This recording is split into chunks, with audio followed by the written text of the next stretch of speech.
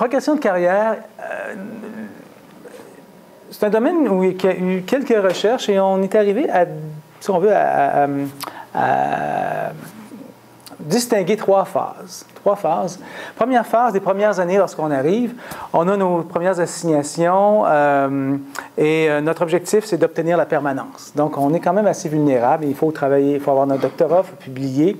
Donc, il faut développer cette première phase-là, un programme de recherche et obtenir des subventions. Donc, c'est la première étape pour établir nos bases là, à l'université.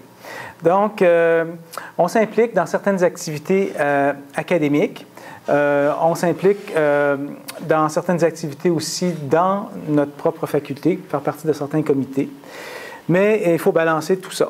Donc, première phase, dans les premières années.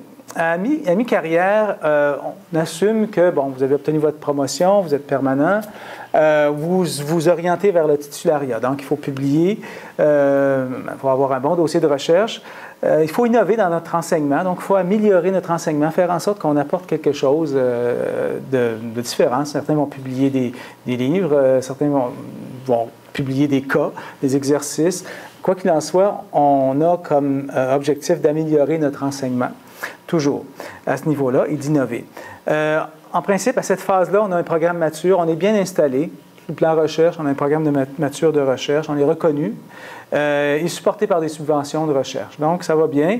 Et on s'implique beaucoup plus dans l'administration scolaire. Donc, on nous demande de faire partie de plus de comités, d'être coordonnateur, d'être directeur de programme, etc. Donc, on nous demande un peu plus d'être impliqué dans la gestion de notre faculté.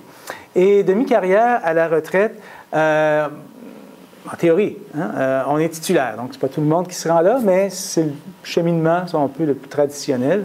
On maintient un programme de recherche continue, c'est-à-dire qu'on continue à publier, mais on s'implique beaucoup plus dans les activités administratives, donc on vient vous chercher pour toutes sortes de dossiers, parce que vous avez l'expérience, parce que vous connaissez votre milieu, vous avez des contacts, etc.